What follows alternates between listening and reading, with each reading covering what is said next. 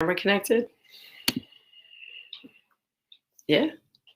It says we're live. Awesome. It's every Monday. I'm just, oh goodness. Yeah, no, for real, we're live. I'm looking at the delay. Looking at the delay. It's great. Morning. Back again. Another Monday. We are another morning live. Oh goodness. We're here. It's great. We're not on the porch. Yeah, it's kind of hard to be on a porch in a rainstorm, right? Yeah, it's a little tumultuous. Is that actually a word? I just was gonna say wet. Right? It's a little wet. Rain, wind. There was a little thunder.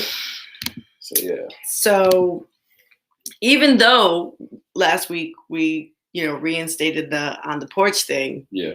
We're on the porch inside. Yeah. Whatever that means. Whatever that means. So good morning Jamaica, and good morning everyone that's tuning in this lovely, cloudy, rainy Monday morning. But it's great to be alive. It's great to be here. Feeling good, actually. And we got the tech working eventually, because what's another day without there being tech issues? Without tech issues, for real. I mean, that's how we know it's Monday. It doesn't happen on other. I shouldn't say that. I'm just jinxing it at this point. Mm-hmm. So, full tech stuff done. Boom. Yeah, that's all I got. Good morning. Some folks are saying good morning to us. Appreciate that, because I'm not awake yet. I'm still working on it. But, we've got lots to talk about. We want to review the weekend and also what happened even before the weekend. We're going to start with the weekend. Y'all ready? So on Saturday, the first thing that happened was the kickoff of early voting. Yes. Early voting. It's a real thing. In New York State, it was actually during the last legislative cycle that they said, hey, we're going to have early voting so that individuals 10 days before the voting date can actually get out and vote. So here in New York State, the whole state, doesn't matter where you are, from June 12th to June 20th, you can go and cast your vote in the primary elections that are happening. Mm-hmm. And here in the Capital District, there are a lot. Some of them on the Democratic Party line, some of them also on the Working Families Party line, because even though candidates every year say, hey, if I'm not endorsed by the Working Families Party line, I'm just going to let it go, they don't. Mm-hmm. Brandon Savage, 21-year-old white kid, decided to run against Omar McGill, who is a wonderful Black man who has experience in the New York State legislature with policy and all that type of stuff, strong Schenectady roots. They're both running for Schenectady County. Mm-hmm. And Omar would be the first Black person ever to be in 2021. In 2021 to be elected. Black man ever elected to a county-led seat in Schenectady County. Yep. And he was running unopposed until Brandon Savage changed his position. He was running for a city seat. Yeah. And then the Democratic Party said to him, no, we want you to run against Omar. And he said, okay. Mm-hmm. And so he's challenging him on both the Democratic Party line and the Working Families Party line, because it's a county-led seat. Those are districts. Yeah. The county. So if you happen to live in the district where Omar McGill and Brandon Savage are running, vote for Omar McGill and get out and vote. Early voting in the city of Schenectady. You can vote at the main branch library downtown Schenectady. You can check the Board of Elections for hours, because I didn't look them up before we got on this morning. I'll share the link to that later. And that's early voting. That's early voting? That's I mean, the only other thing, and I say this a lot, in the city of Albany, whoever wins the primary, that's really who's elected to office. Mm-hmm. There's never a Republican challenger that has a chance. in the city of Schenectady, there are some Republicans that are running for city seats. And we've had Republicans in the city council before, never a majority. Right now, it's all Democrats that are in the city and county of Schenectady. But there are some challengers. But in Albany, it's all Dems all the time. Yeah. So whoever wins the primary in Albany, be sure to know who's running in your ward. Steve Negron. 3rd Ward. Running in the 3rd Ward against Joyce Love. Yeah, running against Joyce Love. What is just for folks that maybe aren't really fully familiar with the electoral process and what it means, what is a primary? Like, what does the primary actually mean as opposed to the November elections? So in the primary, whatever party you are registered with, if there are more candidates than there are seats, you get to say, no, these are the ones I want to represent my party. So in the city of Schenectady, my favorite example, there are 3 seats for the full term for the city council, and there's 2 vacant seats. For the 3 full seats, there are 4 people running, right? On the Democratic Party line right now. You have to narrow it down to 3 and say, who are the 3 representatives you want to represent you on the Democratic Party? You do not have to vote for 3 people. You can just choose 2, Marion Porterfield and Damani Farley. You can just choose 2. You don't have to actually vote for 3 people. So in the city of Albany, where Joyce Love and Steve Negron are both running on the Democratic Party line, who is it that you want to be your representative as a Democrat? That. And so you go to the primary to say, this is the person I believe best represents me on the party line that I am registered at. And then they get the endorsement, right? They get the Democratic endorsement. No, well, that's what's funny. So the Democratic Party makes endorsements prior to the election. They, as a party, say, this is who we believe should be the representative of our party. They don't always speak for the people, especially in the city of Schenectady and in the city of Albany. Don't know Troy as well, but they handpick. It's a whole bunch of nepotism and who knows who. And they've even said to especially Black candidates, you need to wait your turn. And so the Democratic Party is not necessarily representative of all the people, which is why it's important for people to go out and vote in the primary. But I would say that's the benefit of winning the primary, though, is that you become the candidate for that party. Yes. Right? Yes, absolutely. Okay. Yep. And then in the general election, regardless of your party, you get to vote on whichever line represents you. So it's like Working Families Like Party, the Working Families Party. Okay. Yep. You can be a registered Democrat and vote on the Working Families Party line. You send a message that says, I'm voting for this person who's on both lines. Okay. But I really want to make sure that they are more left leaning. Okay. So yeah, early voting. So that's early voting. That's some primary talk from Jamaica. I've been doing this a little bit. Oh, goodness. Any education? No. This one's more fun. So it's still Pride Month. Gotcha. I was in full flare yesterday. I had makeup on. Like it was a whole thing. I don't usually do that. That's why I look so tired today. But Capitol Pride was in Albany, Rocks and Waterworks. The whole block was shut down. That was yesterday. The day before was Black and Latino Gay Pride. It was out at Jericho Drive-In. It was beautiful. The music was amazing. The live music and performers at Black and Latino Gay Pride was just everything. It was really good, positive energy. And it wasn't just Black and Latino people, which I feel like I need to say, because even before I went, like white folks had said, oh, wish I could go. Why can't you go? You can't go and celebrate like people of color that want to show up. It's not a rule that said you can't show up to an event that says Black and Latino. They're just centering Black and Latino. Yeah. They'll show up and support. Absolutely. And they did. There was very racially diverse group of individuals that were at Black and Latino Gay Pride. I handed out flyers there. I handed out flyers at Capitol Pride. I got rid of at least 300 flyers this weekend. Nice. And what was that for? Our Pride event. Mm-hmm. The Black Lives Matter Pride protest on June 26th, 2 p.m.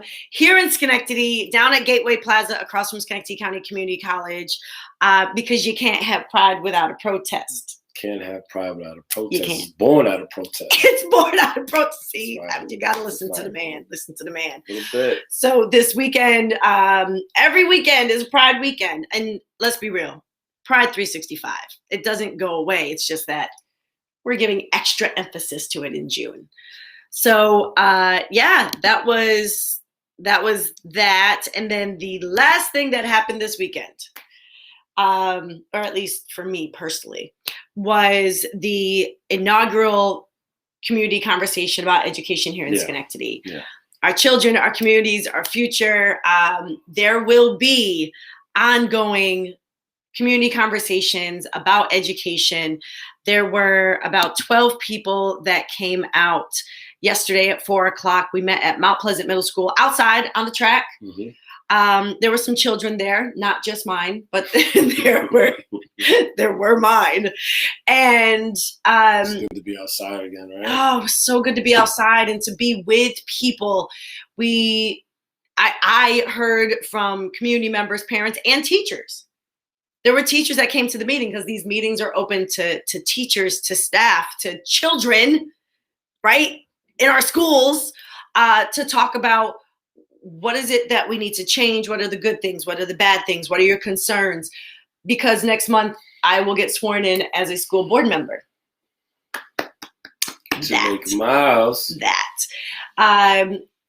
But even like before that, right? This is always what I've done. Look for ways to lift up the voices of people so that the change that needs to happen is led by the people who know what it's like. Yeah. You know, I've got 4 kids. One of them's a teacher. 2 of them are in school. And one of them, we hope, gets into pre-K because of a lottery. And I'm not the only person. There was a parent there who talked about her transportation issues. Mm-hmm. And that the school she's zoned for is at capacity. And so they're telling her child has to go to another school. How do you decide which kid gets bumped out? Like, and I'm not saying the name of the parent, no. But like, this is one of the stories.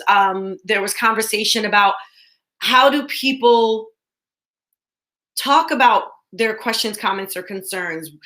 If the teacher isn't talking, the principal, like, what is the chain of command? Mm-hmm. What is the process for decision-making in Schenectady schools? And so there was a lot, and I'm typing up the notes tonight, creating the event today for the upcoming meetings, because the group has decided that they would like to meet the Sunday before each school board meeting at 4 p.m., mm-hmm. which they're like, listen, this is a really good time. It really works. And they want to rotate locations. Nice. And this is led by the voices of the people that were there, which was a very diverse group of individuals by race, by socioeconomic status, by location within the city, right? They weren't all from one neighborhood. I was really excited. And you can tell I was really excited. And so it's absolutely the type of engagement that we direly need here in the capital. I mean, in Schenectady in particular, but these are issues that are happening across the region, where there's not enough family involvement, community involvement, conversations between teachers, parents, students. And other groups. Exactly. Because the NAACP was there as well. Is that right? Yes, Schenectady NAACP. What up? Good morning. Shout out. They showed up as representatives of Schenectady NAACP to say, let's work together. This is important. They have an education committee. Nice. And so working together to make sure more voices are heard, that we're bringing the issues that impact people every single day directly to the school board, and that we give advocacy and resources to parents inside the buildings that their children are in. And it's a critical time to do it, right? Right. We got a ton of money coming into the district. We've got money. Superintendent hires to make. We've got all of this shit that has to happen. Pardon language.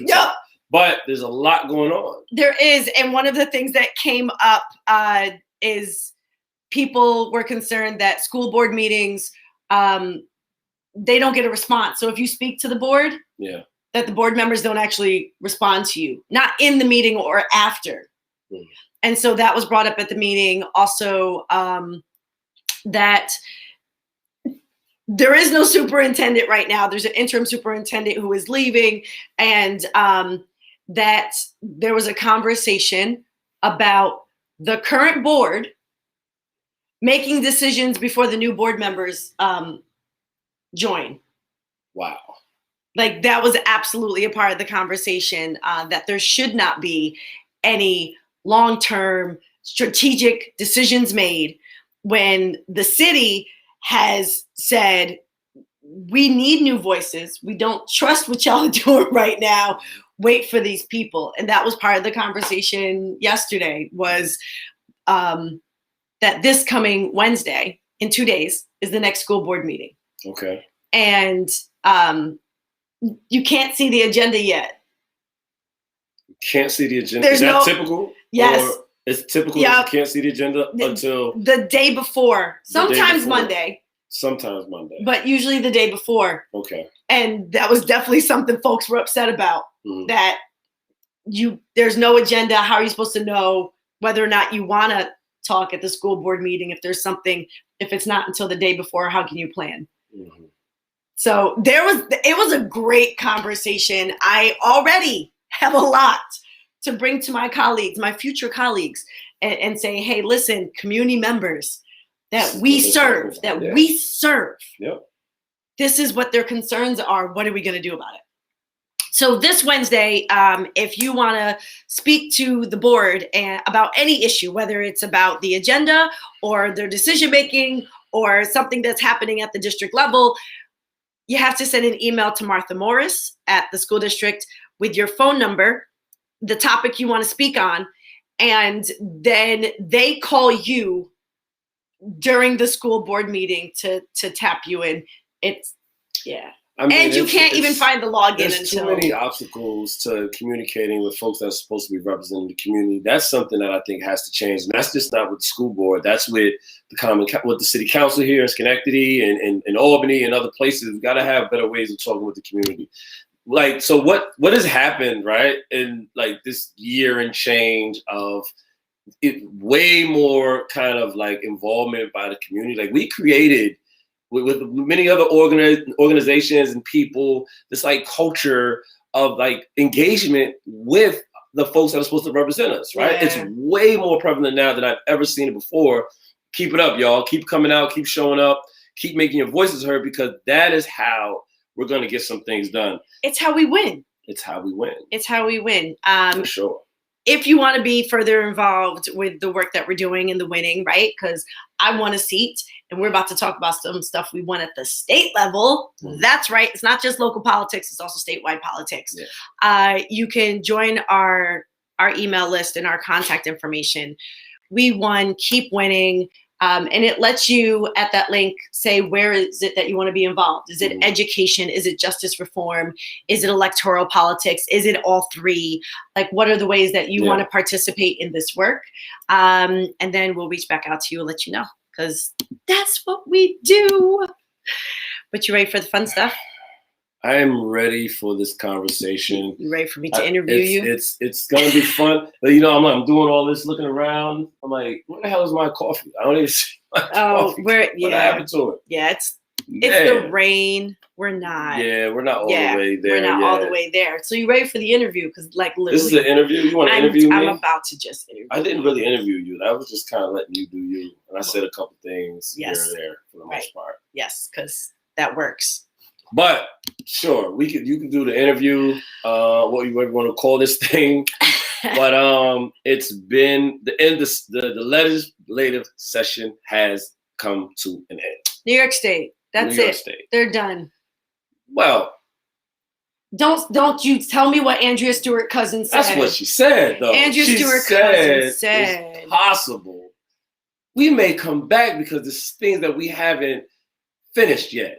Right, we haven't completed these things, and the stuff that left on the floor, and summertime's coming, but I'm not going to rule out that we're not going to come back and try to pick those things up again. And I want to talk about those things. One, I don't believe her. The number of times that they've actually come back. Do you know when they're most likely to come back? Because I've been doing this for 10 years. When they give themselves a raise. Oh, yeah. You can't miss that. But anyways, all right. So last week was the last day of the legislative session. Yeah. Thursday was the last day.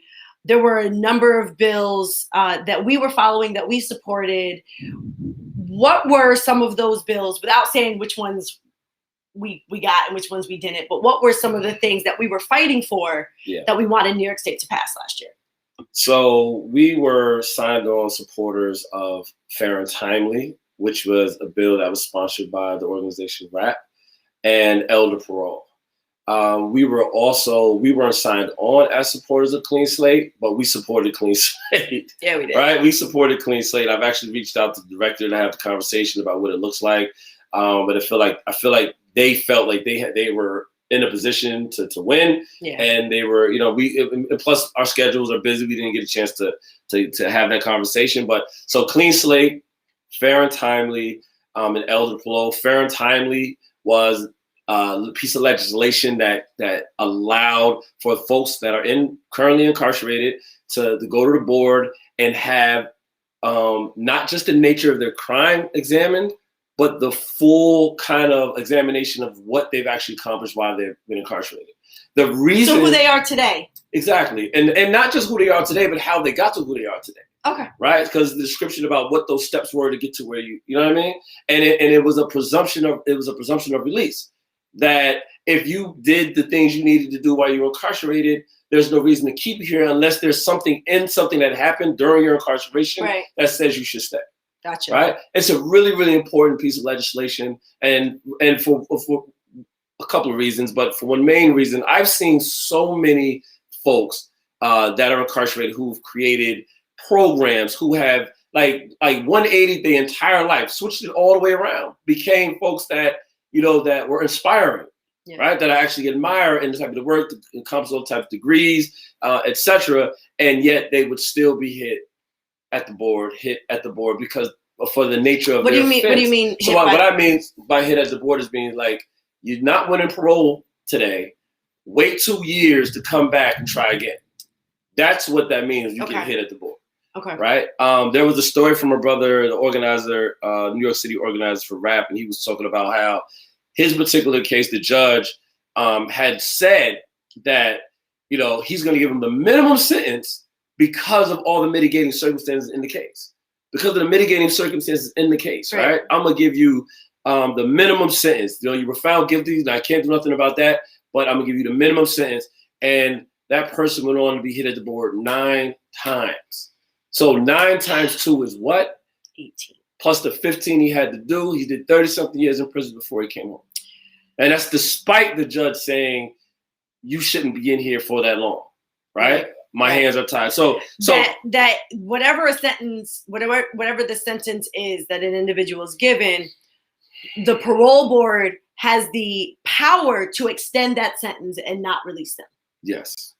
They have the power. It's not necessarily extending the sentence, because if you are sentenced to an indeterminate sentence, whatever that is on the back end, you can do. But they, especially when you have life on the back, they take the power of the judiciary basically, and I'm going to let you out when I feel like letting you out. Right. Which is a part of the issue with our sentencing structure, and that bill would have at least been able to address that. So that's one part of parole reform that we. We're fighting for. The other one you said was elder parole. Elder parole, to put simply, was a person that is at least 55 years or older, had done 15 years incarcerated. So you had to be 55 years and older. You had to at least have 15 years of incarceration under your belt to be eligible for parole. So, for instance, to be eligible, not guaranteed, just that you get a shot. You get a shot for parole. You get the shot to make your case about why you should be free. So it was just to say, you get to go sit in the room. Make your case. And we got to make a decision about whether or not we can let you out. That would impact someone, for instance, say they had 20 years, they were sentenced at 40, and then they reached that 50. You know what I mean? They had 20 to life or something, and they were sentenced at 40, and they reached 55. And all right, you've been in here 15 years. You get a shot. You get a shot. Did you see how fair and timely would have impacted that? Right? Fair and timely is a necessary piece of legislation that would have impacted that, would have gave them a shot to demonstrate, like, look, this is what's been happening, this is who I am, etc. So what happened with those two bills? They never reached the floor. They never reached the floor for a vote. vote. Never reached the floor for a vote. It's a huge loss. I mean, I don't know if folks are aware that we have right now the supermajority of quote unquote Democrats, right? Progressives and all this stuff. Yeah. In the Assembly and the Senate. Yeah. If that type of bill can't get passed now, when will it ever get passed? So what's one of the things that impacts how one piece of legislation, which we'll talk about later, actually did pass, but these ones didn't? What is it about parole reform that is different, that prevents, because it sounds like common sense. It sounds like these are good things. This is not just it's not a get out of jail free card. No.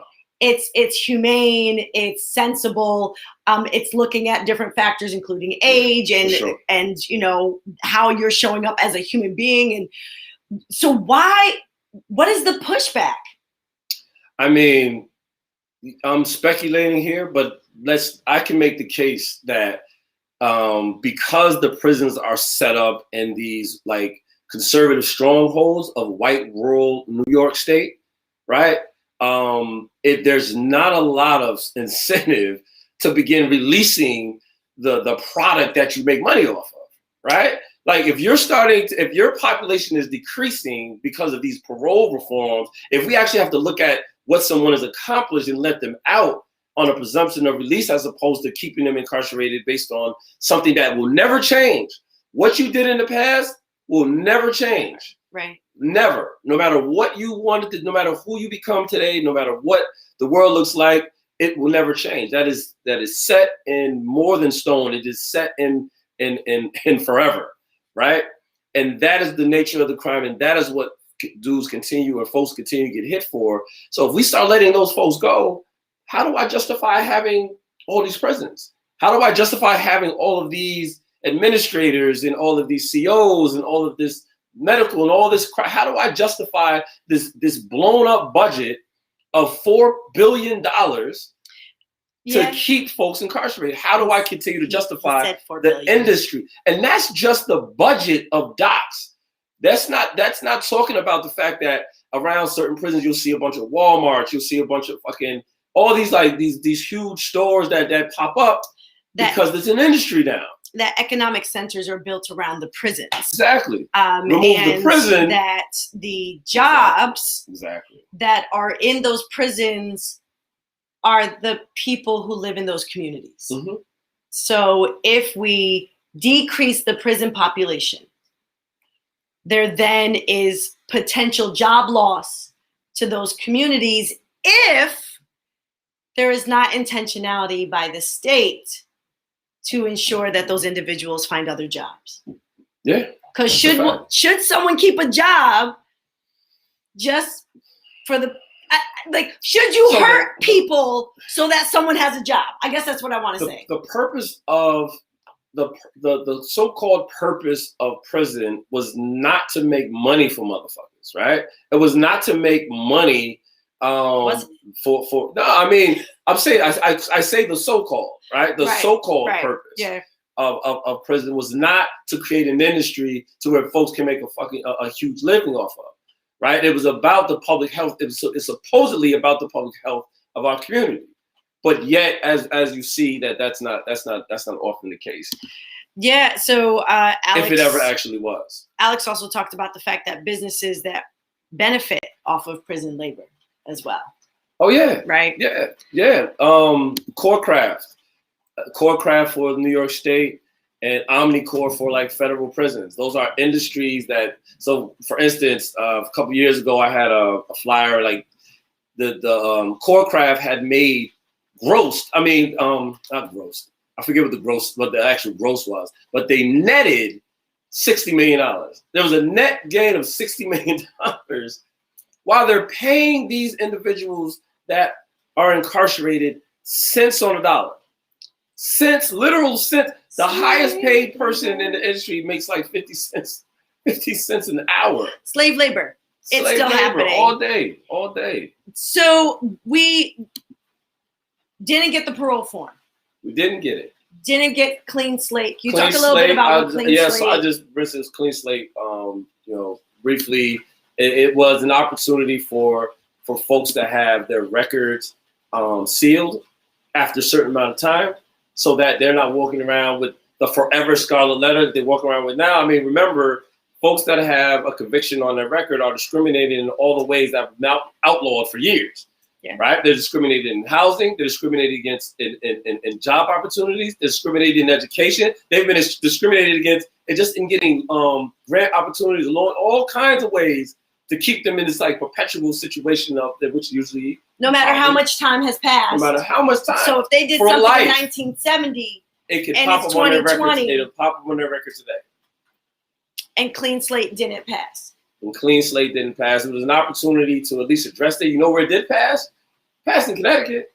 Okay. They passed it. That governor passed it. So yeah, we're going to pass clean slate here. Connecticut. It's right there. I have a brother, nephew, and great nieces that live in Connecticut. So and really, way to listen, go. that is a really serious piece of legislation, and that it will allow folks to be their full selves in society again, right?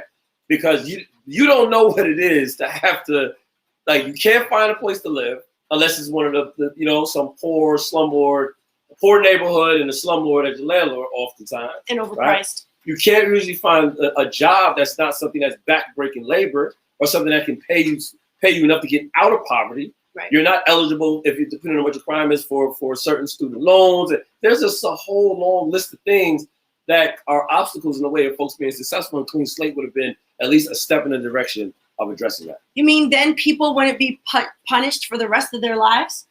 Now there were some carve-outs where there were folks that weren't eligible for clean slate, and that had to do with mostly around sex offenses. So it wasn't that they were saying everyone, because they never do that. No. Right? They never do that. So now that we've gotten through all the depressing parts, right? Yeah. I'm thinking maybe we should start with the top heavy. Like, yeah, we got the win. No, I think that it's important that let's talk about these other bills because we still have to fight to win them. It doesn't this legislative session is over, but life isn't over. That's right. It's not as if there's not still an opportunity. And there was something we won, and there's a reason we won it. And it's a lesson to learn on what we need to do when the legislature starts again in January. Mm-hmm. Andrea Stewart Cousins pretending you're coming back for something, unless we apply enough pressure. I was about to say, because the work starts now. The work is for January. The work is continuous. Yes. So even though their session is over now, and unless we make them come back. If they're not coming back and they come back in January, the work now of engagement and involvement of the community, it has to happen now. And that's what we had with the one piece of legislation that we were focused on. There were other pieces that did pass. There was some stuff on housing that got passed. But what is it that we won? So less is more passed and was voted. I forgot that you had the votes up. Right. So the Senate passed it early in the day on Thursday. Yeah. And then in the Assembly, I believe it was 89 to 60. Yeah. In the Assembly that it had passed. It's on our page. You can see the numbers. Yeah. I'll talk about less is more. So less is more is a piece of legislation that actually addresses mass supervision and mass incarceration. So people on parole. People on parole, period. Okay. Right? People on parole. I mean, it impacts. It has a broad impact, but let's just say so mass supervision. So in the state we have 30 plus thousand people that are currently on some sort of probation or parole or supervision, right? They are the drivers of mass incarceration because they are the larger percentage. The reason why the numbers of recidivism look the way they do is because of technical violations. Folks going back to jail, going back to prison. Not for crimes committed, but for some technical violation, like being late, getting home, you didn't show up on curfew on time, you were 10, 15 minutes late. So individuals out on parole may have a curfew. May have a curfew, yeah. Grown-ass folk. Grown-ass folks. You got a curfew. I know a man. I know a person right now, a gentleman right now. I just spoke to. He's been home for more than 2 years. He still has a curfew at 8 o'clock today. He's been home for 2 years. Home for 2 years, which means he hasn't violated. Created at least 3 different organizations. Works with Cornell University. Works with Ithaca U. Works on all kinds of panels and blah blah blah. Like being out in the community and has to be home at 8 o'clock. At 8 o'clock. And if he's not, and parole shows up at 8:05. And he's not home, or parole sees him somewhere in the community, they could violate him. That's considered a technical violation. Yeah. And they could arrest him and put him in jail. Yes. Are there other than how ridiculous that is? And not only that, the process in which they take you from, there's still some sort of due process that has to happen, right? Mm-hmm. They have to have a hearing. You have to present your side. They present their side. That takes up to 90 to 100 days. 105. Before you even get out. Before you even got a chance to get out, you're in there. Once you're violated, you're in there for at least that long. Before this law, 105 days. Yes. Easy. And now it's 55? Yes. Now, the importance about that is what happens in all of that time. Right. And I want to get into like what the details of the bill is, but like a person that's incarcerated for that long and say the officer was wrong. Say the hearing folks are like, yeah, well, this doesn't warrant this. What has a person lost in 90 days? What happens in 90 days if you are seeking to live on your own? Your housing, your kids, your connection to community, everything. So what Less is More actually does is that it removes that type of like circumstance from happening. So you can note that there is a restriction on being incarcerated for technical violations now, once the governor signs it, because that has to happen. So we still got to make phone calls. We still got to do that. The work still happens. Also, there's incentives to do the right thing, quote unquote, the right thing while you're on parole, which like if your conduct is clear for 30 days, you get another 30 days off. Wait. Because I'm breaking this down intentionally because I want to make sure that people who are not familiar with this system, as well as those that are impacted by the system, know what it means. Mm-hmm. So I'm repeating it back for clarity. If someone does all the right things for 30 days, they're in good standing with their parole officer, they have had no violations, no text, it will take off 30 days from the end of their parole. Yes. So they could get off 30 days sooner. Yes. So they have an incentive to do good things. So they can get off early. Mm-hmm. And it's actually rewarding, positive behavior. Right? It's rewarding folks to do the right thing. That's the type of like, hey, if you're gonna do the right thing, we're gonna reward you for that. Period. Yeah, there's psychology around it. Exactly. It removes this like outlaw culture where people feel like when they're on parole, you feel like this person is only out to get you. And by any means necessary, there were people that have come to the end of their parole only to be violated on a technical violation, had done everything right up to that point, only to be violated for something petty and in the back of reincarcerated. Other than curfew, what are some of the other things that someone is considered a technical violation? Police contact is one. You could get pulled over in a car. Right, you could be pulled over for anything, any reason. Like given a warning, told speeding, running red light, whatever. Cops want to know who you are. How many times that happened, right? Yeah. And if that's not reported, you could be violated. You can go back to jail for that. Not that you did anything, right? But that you didn't tell anybody anything. So even if you don't get a ticket, even if an officer pulls you over, runs your name, and you don't get a ticket, and then it pops up for parole. They can choose for whatever reason. They can choose to violate you. That's a violation of conditions. So I imagine that there's probably drug tests. Oh yeah, don't smoke weed. Don't even though it's legal. Even though it's legal, you can't drink alcohol either. Even though it's legal. Even if an individual who is out on parole does not have an addiction problem, mm-hmm. it can still be part of their parole agreement that they cannot drink alcohol, a legal substance in New York. That's a fact. And is anybody else understanding or like confused by the fact that New York, but less is more has said that technical violation, we're not going to just let you. It's not so. Yeah, you're not just going to be able. They're not just going to violate you. They can't just violate you in incarcerate. There are now restrictions. There are steps that have to happen, which brings me to the third piece. Okay. So we have the elimination of tech violation for incarceration. You have the 30 for 30, which also, if you put it in much bigger terms, if you have 5 years, supervision, you can be off in 2.5 years because if you do everything you're supposed to do, you get the double. You know what I mean? You get half your time off, which is basically what it is. So that's really great news for a lot of people. The other piece is the judicial process, the process by which your violation is even considered.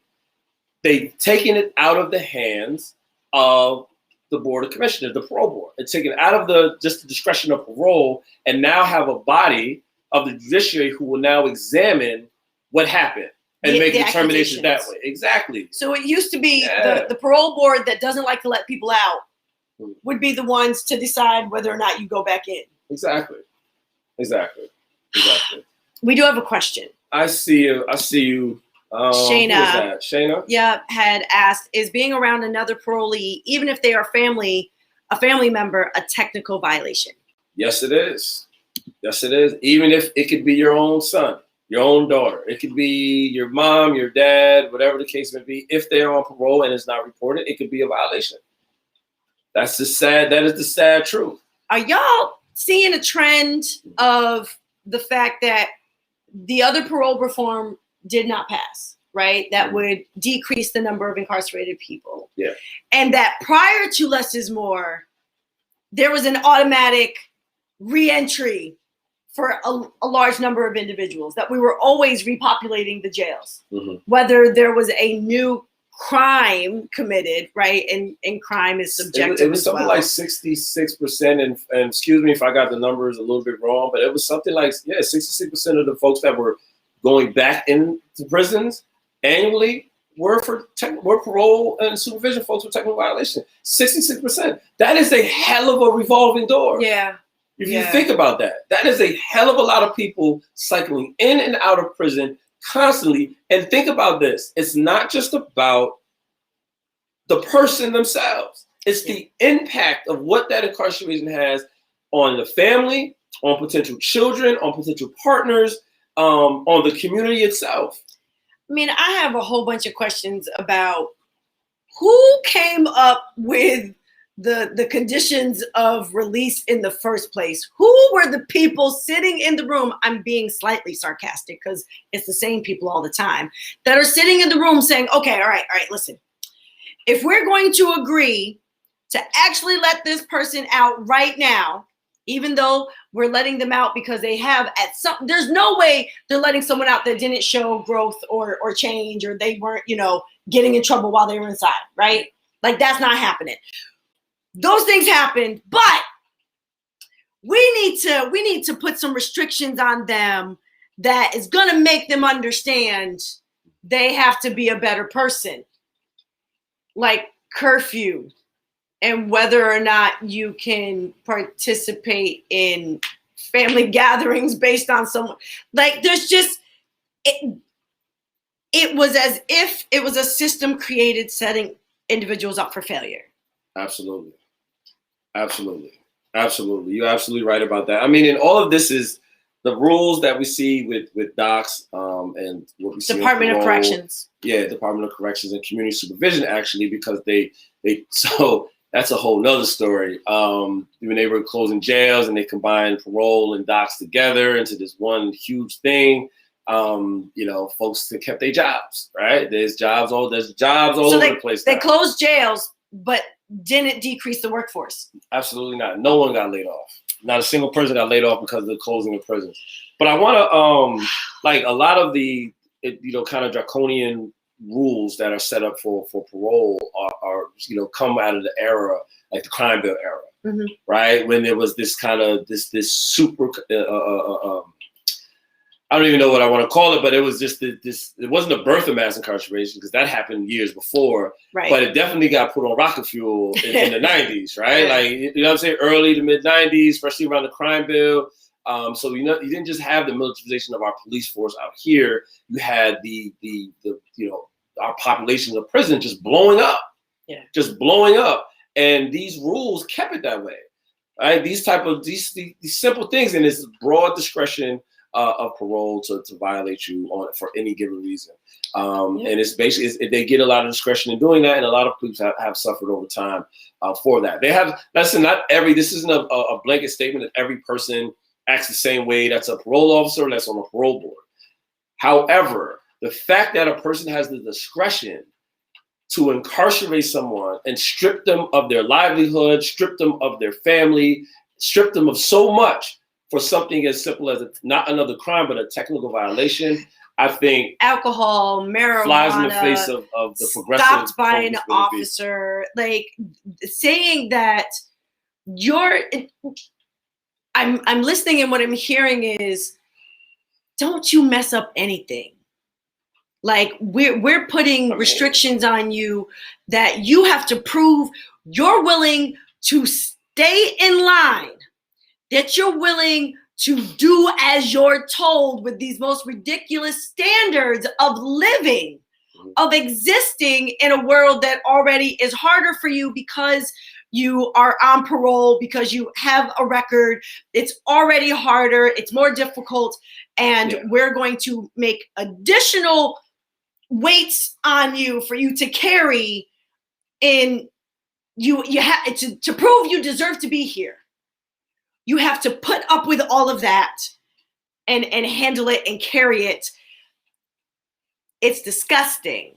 And for New York State to say it's the most progressive state in the nation and all of that nonsense. That's ridiculous. And your point of it all being tied to jobs and economics in these rural areas, as well as how someone else pointed out the labor that benefits businesses and corporations on a global scale. Yeah.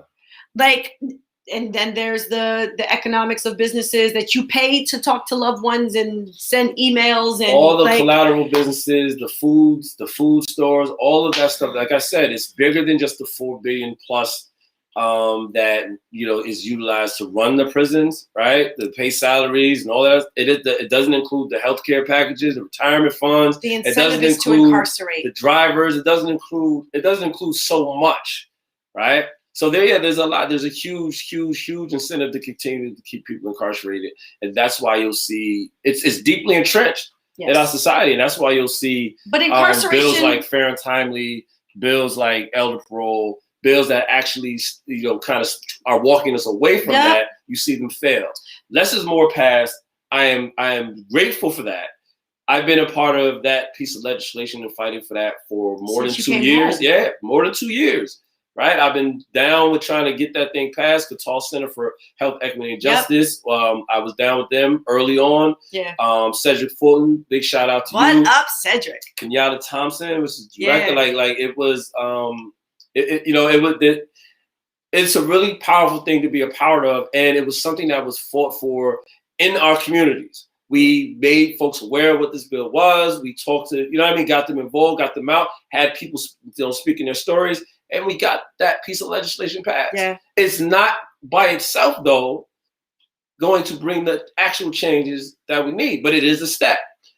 And we need all this other stuff to happen. We need to continue to push for things that invest in people and not simply punish them. Because real economic development requires people. Like, we need our community members in our communities to actually have economic success in our poor, rural, inner city, communities. The idea of incarceration to support a specific type of community, as opposed to narrative. We need our people at home, but less is more one. Less is more one. And now we have to fight for I don't know if it's a fight though, right? Like, the governor still has to sign it into law.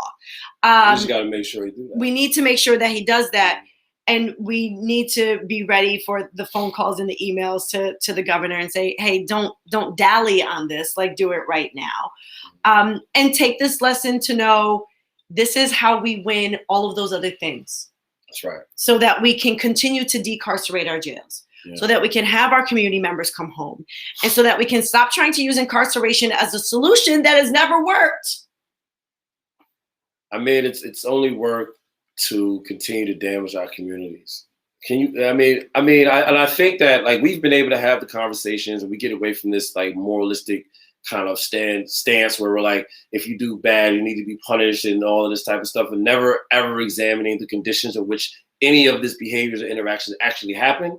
Because similar to what we see with gun violence in the community, what we talked about, and the other day where I was like, yo, you could scoop out everybody in the community that you think is going to be violent today. You could get everybody. If there was a possible way, what's that movie with what the hell, the white dude with the futuristic whatever. Anyway, something happened. They could tell who's going to commit a crime, and then they could arrest them, whatever the hell, before they did it, right? Oh, was it Craig Apple? Just kidding. So anyway, whatever that was, if you could do that, if you could scoop everybody out, say all these old people that think is going to commit crime in the next year, you have to realize that crime will be back tomorrow.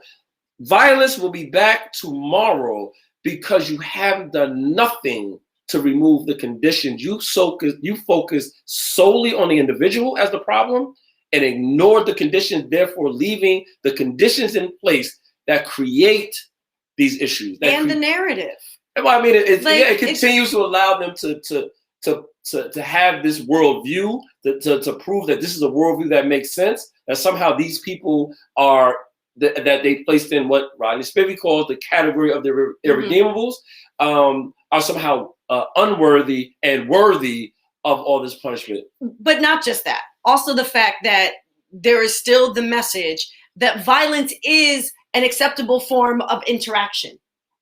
That police use violence in our communities, that we drop bombs over in other countries, that you are supposed to be violent.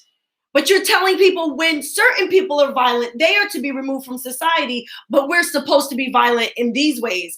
It's confusing. It sounds really, really, because at the same point where we push for peace and we push for through clear heads to prevail. We push for discussion and conversations around what happened. They tell us, we're supposed to talk. Talk to me. We should Don't yell. We should not have done those things. Violence is wrong when you do it. Yeah. And we will take you and put you in a cage because of it. But when we do it, we being white supremacy in all the ways that it shows up, it's not just acceptable, it's the preferred method. Welcome to the foundation of this country and the way that America impacts the rest of the globe. So removing people without changing the resources in the way that they live, without changing how life is perpetuated on people, will not end. And then, like, there's a whole nother level, and we're like so out of time. There's a whole other level of what's determined to be a crime, what we criminalize. I mean, why we take people out of communities. The country now has, different states have billions of dollars in industry grown up around the sale of marijuana, where that very same sale of marijuana has incarcerated, has given reason for police to stop. The one number, Black I smell and brown weed. People, and remember, it's been legal for white folks for a long time. Devastating to the community. So we've still got a lot of work to do, but there are thousands of people right now who their lives are better because of less is more. 30,000+ people. 30,000 people. Supervision now will have an opportunity once the governor signs. We gotta tell a lot of people to make sure.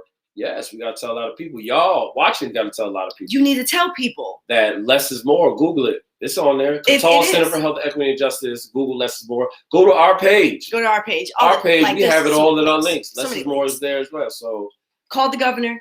And tell him to sign it. Give him to hurry up and sign that bill. Sign it now. So that folks no longer. He don't need a vacation. Have to be under threat of being incarcerated for something that's not a crime. You know what? He should sign it before Father's Day. Would be nice. So that more fathers can be home.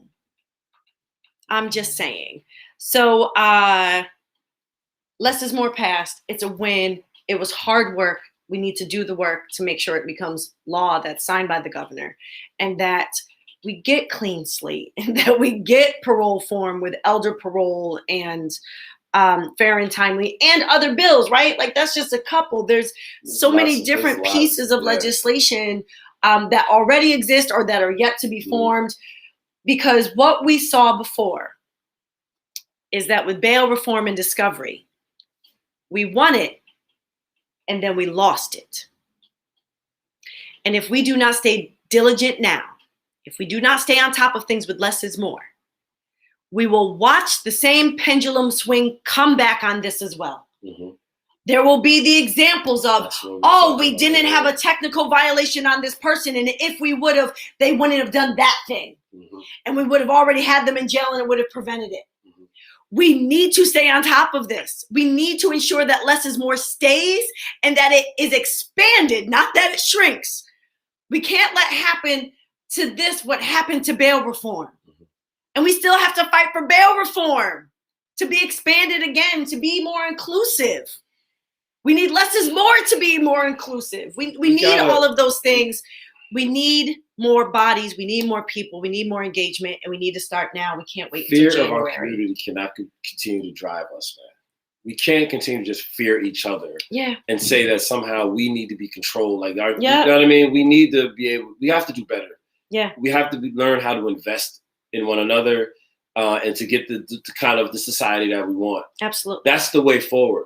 Investing in one another, right? Folks survive on parole, survive impoverished situations or whatever it is that they, and it's like, I know we gotta go, but I feel like we know what it takes to ensure someone has an opportunity to be successful. Yeah. We know what investment looks like. I watched a story about a young man who had, he was a soldier and he had been overseas and he had, fought in 4 tours and he saw people, he saw one of his friends die. He had damage to his body. He came back and said he had so much support because he had lost his way and he didn't know what to do. He had so we know what support can do for someone who's damaged. We know what support can do to someone who's hurting and who's been through traumatic experiences. Yep.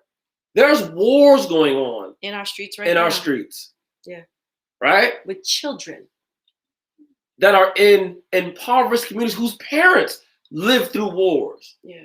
Right? And they've had to survive oftentimes. And then this cycle keeps continuing. So we know we know what investment in people looks like because we do it every day. Yeah. We just choose who gets the investment and who does not, as opposed to say, what everybody needs to be invested in, because if we do that, we all deserve it. All good. Then we're all good. So all of I want to make that point. Deserve investment. All of us deserve opportunity. Each and every single individual is worthy. Catherine's ready for Worthy Wednesdays. We're worthy of, having love and support and resources. So follow us on all social media platforms at Untitled and Free. We will be back in the near future, if not sooner than Monday, absolutely on Monday. And hopefully it's a Monday actually on the porch. Yeah. Not the inside porch, although it's, a nice background. What is it I say? Drink water. And liquor.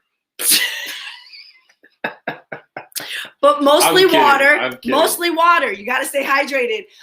Take care of yourselves. Take care of each other. And we'll see you soon. Peace. Laters.